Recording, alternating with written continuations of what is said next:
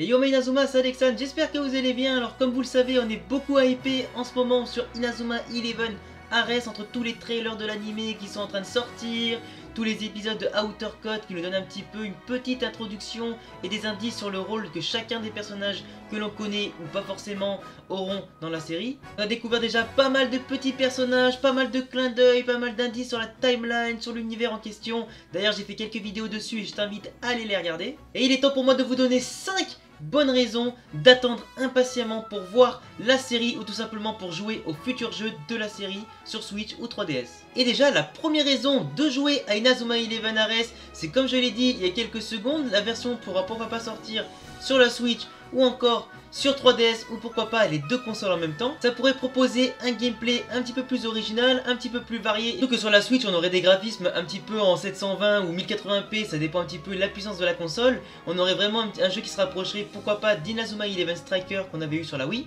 Franchement ce serait trop énervé de lancer des tornades de feu en 1080p. Toi t'es comme ça à l'aise dans ton lit, tu joues, t'es posé, tu balances toutes tes techniques, toutes tes super tactiques, tu fais tes compos, t'as tes joueurs préférés sur le terrain, tu fais ce que tu veux, tu te la régales mon gars. Et surtout je pense que si Inazuma 11 Ares sort en Europe, ça voudrait peut-être dire qu'Inazuma 11 Go Galaxy arriverait dans le même temps ou un petit peu après, ça dépend, parce que c'est vrai que nous on est un petit peu en retard, on n'a pas eu cet opus là encore, donc ce serait quand même bizarre qu'Ares sorte avant Galaxy en Europe, mais pourquoi pas, on peut toujours espérer, je pense que ça va arriver très bientôt.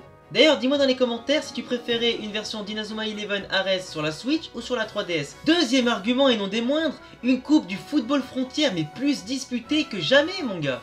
Mais est-ce que tu te rends compte le nombre d'équipes de malades qui vont participer cette année? Entre l'équipe Raymond Dasuto, donc le héros de l'histoire, l'équipe pourquoi pas de Mark Evans qui pourra apparaître avec sa nouvelle team, l'équipe de Sean Frost, le collège alpin, l'équipe de Kirkwood avec les 3 jumeaux, plus Axel Blaze, l'équipe d'Alien de l'ancienne Académie Elus avec Xavier, etc. toute la clique. La nouvelle équipe Zeus plus forte que jamais avec Byron Love.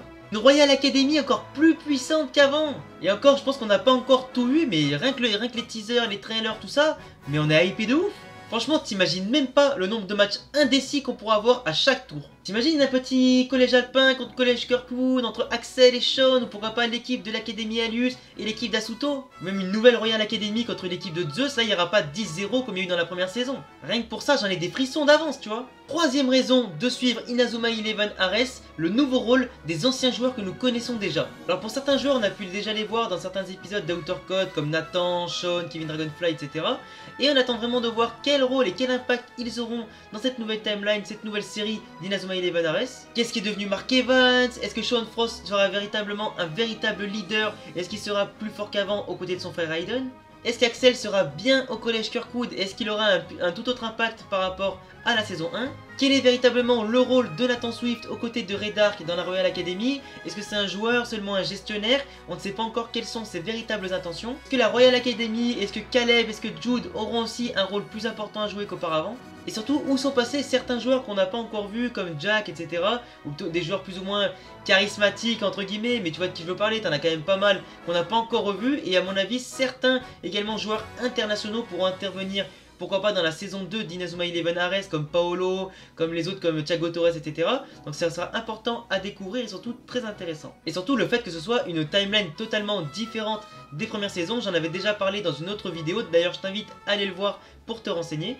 Quatrième argument, la disparition de certains défauts qu'on a pu voir dans la série Inazuma 11 Go, qui parlait de beaucoup trop de voyage dans le temps, d'esprit guerrier, etc. Donc qui rendait un petit peu le jeu et surtout la série un petit peu déséquilibrée par rapport à certains joueurs qui bénéficiaient du soutien de ces esprits guerriers et d'autres pas. Ça mettra un petit peu fin à toutes les techniques cheatées, tous les remparts, vraiment les gardiens qui étaient de véritables murs à cause de ces esprits guerriers, ça pourra apporter davantage d'équilibre à la série. On va pouvoir avoir un jeu beaucoup plus équilibré, beaucoup plus proche du vrai Inazuma 11 qu'on a découvert et dont on est tous tombés amoureux quand on était petit ou surtout quand on était en adolescence et qu'on a vraiment découvert la série. De nouvelles techniques, de nouvelles combinaisons, de nouveaux joueurs, beaucoup plus d'équilibre, pas d'esprit guerrier. Après j'attends vraiment de voir quelles sont les nouveautés avec ce nouveau bracelet, tu vois. Je pense qu'il y a un petit secret autour de ce petit bracelet, je suis en train d'y réfléchir pour une petite théorie avant que vraiment les révélations arrivent, mais je sais pas si je suis encore vraiment près de la solution ou pas. Après surtout que le retour aux sources à un vrai foot, enfin un vrai foot, il y a quand même des techniques, mais tant qu'il n'y a pas d'esprit guerrier, c'est vraiment un football comme on a vu à la base dans Inazuma 11, ça pourrait pourquoi pas rapatrier l'ancien public qui a lâché la série à cause d'Inazuma 11 Go et conquérir de nouveaux publics qui sont un petit peu plus jeunes ou qui ne connaissent pas encore la série. Après personnellement j'ai vraiment très envie de découvrir les nouveaux rivaux parce qu'ils sont vraiment très badass comme vous avez pu voir sur la miniature ou sur certaines images que je mettrai dans cette vidéo. Ils sont vraiment énormes, j'ai pas retenu les noms, mais vraiment ils ont surtout une espèce d'aura, une espèce de vague charismatique quoi, qui t'empêche vraiment de ne pas aimer la série quoi. T'es obligé de te dire une fois que t'as vu ça et des personnages comme ça, de te dire je vais regarder Inazuma Eleven Ares. Et surtout j'ai très envie de voir quelle est la place du football dans la nouvelle société actuelle, comme on a pu voir dans Inazuma Eleven Go, que le foot avait vraiment pris la place sur les résultats scolaires, sur l'importance du système, etc. Et cinquième élément, c'est du Inazuma Eleven. Si t'es fan, t'es obligé de kiffer. Nouvelle histoire, nouvelle timeline, nouveaux personnages, nouveaux rivaux, nouvelles techniques, nouvelles combinaisons, nouvelles super tactiques, nouveaux scénarios, des histoires attachantes peut-être, de nouveaux rebondissements, un scénario à suspense, un football frontière plus puissant que jamais. Ce sera peut-être les premières saisons d'Inazuma Eleven en beaucoup mieux, en beaucoup plus mature et pourquoi pas en beaucoup plus diversifié. Au niveau des jeux vidéo, ce sera peut-être un vrai challenge, peut-être beaucoup plus élevé que dans les premiers jeux, avec des équipes plus diversifiées, beaucoup plus équilibrées les unes par rapport aux autres. Et surtout, rien que le fait de découvrir les nouveaux scénarios, le nouveau rôle des anciens joueurs, le rôle des nouveaux, des rivaux, de l'organisation, de la Royal Academy, de l'Académie Alius, de l'équipe de Zeus, etc. J'ai vraiment trop hâte, en tout cas ce jeu m'a vraiment hypé, cette série également. Ce qui est clair c'est que sur ma chaîne tu pourras voir les reviews de tous les épisodes de la série animée et en même temps le let's play qui sera sur 3DS ou sur la Switch. En tout cas mon gars, si t'as kiffé cette vidéo et surtout si tu kiffes Inazuma Eleven, je t'invite à liker la vidéo et à t'abonner à ma chaîne. Je t'invite également à me dire en commentaire d'autres raisons que tu aurais pourquoi pas pour regarder, suivre ou pourquoi simplement jouer à Inazuma Eleven Ares. Et dis-moi également en commentaire si tu attends vraiment cette série tout comme moi avec impatience, ça me fera plaisir de le savoir. En attendant, je te laisse me rejoindre sur Facebook et Twitter, j'ai mis les liens dans la description. Discord aussi si tu veux me parler, c'est une sorte de petit serveur à la Skype ou un truc dans le genre pour parler entre nous en dehors des vidéos et des lives. Et ensuite je t'invite à t'abonner évidemment et à me rejoindre sur d'autres vidéos. Ciao les Inazuma.